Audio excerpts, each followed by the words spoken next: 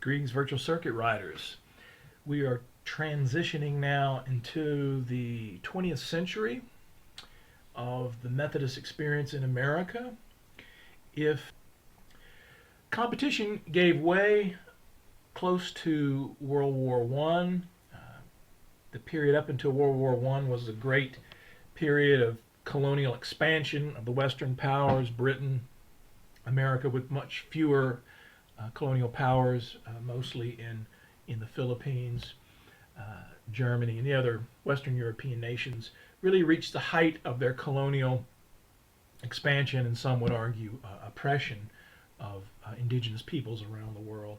The optimism was that the West, with its power, its economic might, its flexibility throughout the world, its presence, uh, would would promote worldwide Christianity, and that through common work, through ecumenical work, uh, Christian John Raleigh Mott, the great ecumenical leader, he transformed Methodism into a worldwide movement of laity and clergy and missionaries, working across the differences of Episcopal Methodism in the U.S. through creating student federations. The World Student Christian Federation, WSCF, was one of his brainchilds. John R. Mott was the leader of the worldwide, the student portion of the worldwide YMCA, coming out of Cornell University, a member of a very prominent family, his brother becoming one of the vice presidents of General Motors. John R. Mott had a deep conversion experience at Cornell while listening to the missionary preaching of the great British cricket player C.T. Studd, and went around the world in numerous tours up until through the World War I period, and had a long life of ecumenical leadership, bringing together indigenous students who were coming of age as leaders through the worldwide missionary work.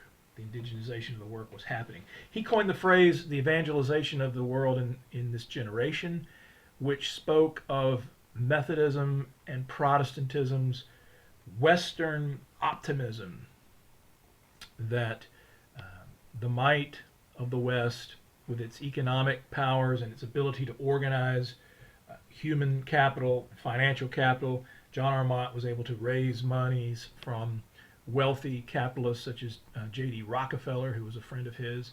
John R. Mott was also a friend to President Woodrow Wilson, and was a counselor to him on world affairs during World War I. This optimism that Christianity allied with economic capital and human capital of the West would transform the world into Christian civilization really was at its high watermark in 1910, when John Mott presided over the World Missionary Conference in Edinburgh, Scotland, where all the world's missionaries came together, really as sort of a baseline ecumenical networking movement that set the standard for ecumenical work. Missionaries could work together, sharing the same experiences of privation and sacrifice on the field. It tended to flatten out denominational doctrinal distinctions, and he was able to leverage these missionary experiences and ideas and research through the World Missionary Conference in Edinburgh of 1910. The optimism of 1910 was soon to be broken and destroyed in the trenches of Western Europe during World War I, when the West showed its Christian veneer and the dirty underside of Western Christianity that went to war with itself from 1914 to 1918, destroying a notion of a unified Christianity really forever in the West, decoupling a notion that Christianity and Western culture could advance together without critique from Christianity and without corruption of Christianity from Western culture. Out of the World Missionary Conference, however, ideas, research habits of working together, led by John R. Mott across denominational lines, led to a permanent committee called the International Mission Council, the IMC, which ultimately, through its work promoting interdenominational cooperation in doctrine and polity through the missionary movement, formed the structure that ultimately becomes the World Council of Churches in 1948. And John R. Mott, for his work in ecumenical leadership, becomes the honorary chairperson, the first honorary chairperson of the World Council of Churches in 1948. He was active in mediating steel strikes on a national level. He was appointed by Woodrow Wilson as ambassador to China, but turned it down, preferring to continue his work building a worldwide network of Christian leadership in indigenous churches emerging in the first half of the 20th century, and also through his work with the YMCA in a parallel way, both in World War I and World War II, were able to marshal large amounts of aid resources in both post-war settings. And for his work with worldwide relief through the YMCA after World War II, he was awarded the Nobel Peace Prize for his work. Not well known today in Methodist circles, but was a giant of the 20th century, particularly of the first half of the 20th century, and was able to also bring a missional and even in some degrees a social consciousness, which allowed the full flowering of the indigenous world church to begin its first great expansion from the 1940s onward. John R. Mott helped put Methodism on an ecumenical path away from its competitive nature with other denominations and itself. And Methodism began to cooperate in many ways. Methodist Episcopal Church and the MEC South began to cooperate in ways that would lead to reunification. So the early 20th century in particular is the great ecumenical decades, and Methodism was at the lead through John R. Mott internationally, through its work with the World Council of Church, and also the founding of the National Council of Churches as well. John R. Mott. We indicated that Methodism, with other Protestants, found its high ideals of pacifism weakened once America itself entered World War I in 1917. The Methodist General Conferences of the Methodist Episcopal Church North and South. The Northern Methodist General Conference was in 1912. The MEC South was in 1914. Both attempted a strong pacifist position, but of course, once America entered World War I, the result was that the followers of both Christ and Wesley were fighting on either side of the trenches of World War I. Methodism created, perhaps through an overcompensation effect going back to the Revolutionary War, Methodism has always been at pains to prove its loyalty, particularly with the 25th article in our discipline, the Articles of Religion, of cooperation with government. Methodism created a war council, both the northern and the southern denominations did, to provide ministry to the troops and chaplains also to the armies. And you can see that Methodism is proud to follow her sons to the trenches. I had a professor who was 93 at the time here at Candler School of Theology back in the 80s. His name was Bishop Nolan Harmon, and we'll show a picture of him right here.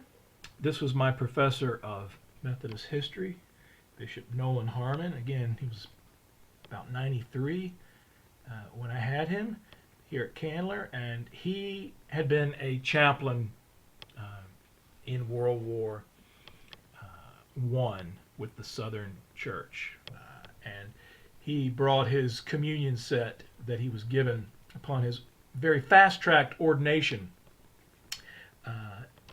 in 1917. He brought his communion set that he would have used in World War One, but the war ended before he was able to ship out. But nevertheless, he had been commissioned as a chaplain. Very powerful example of the breadth of the 20th century's vision that Bishop Nolan Harmon had, and we'll talk about him a little bit later when we talk about his imprint on the Methodist hymnal tradition. Again, what was really a terrible war and that killed the notion of Western confidence in its Christianity also brought more cooperation between the northern and southern churches, and during this period set more of a trust between the two. Thrust into the war, World War One, Northern and Southern Methodism began to see and work in structural ways, particularly through hymnals. Common hymnals began to work together in ways that would come to fruition as reunification in 1939. Also, Methodism created new mission works in aid relief, particularly in Czechoslovakia and Poland, after the Southern churches' missions to those countries through relief led to national churches. With the conclusion of World War I, this brought theology into ferment and demanded an answer of why Christianity had failed to keep us from going to war with ourselves in the West. And so theological conflict and change from scientific challenges come to a head in the 1920s, when liberal or progressive thought tried to recast Christianity away from its traditional theological expressions, which many believed led the West into this theological cul-de-sac, resulting in the naked power of World War I and its destruction. The two camps, progressive versus conservative, are arrayed here. Harold P. Sloan, leader of the New Jersey Conference, was also head of the course of study reading program and exercised great conservative pressures upon the incoming pastors, who mostly learned under the course of study and the readings. He selected the theology books, and he began to be suspicious of more progressive theologians like Edwin Lewis here of Drew Seminary, who began to question traditional soteriology and began to argue for more of a progressive socialist view of Christianity. Also, Harris Rawl of Garrett Seminary, biblical scholar, also began to question through scientific means, the historical critical methods, some of the assured results of biblical scholarship. They had basically a decade-long fight in which by the end of the 1920s, some of the seminaries of Methodism had taken on some of the progressive thinking. But by the 30s, Karl Barth had achieved a synthesis, sort of a neo-orthodox, as his work was called, neo-orthodox reconciliation of post-war ideas, recasting. The problem with Christianity was its religious and cultural roots, but that God is wholly other of any culture. And so this neo-orthodoxy came to dominate Methodist thinking, particularly in the 1930s, in the writing, particularly of Edwin Lewis, who was the first translator of Karl Barth into Methodist reading circles. His Abington Bible commentary of the middle 20th century was a neo-Orthodox Bardian commentary which exercised a lot of influence on post-war um, Methodism.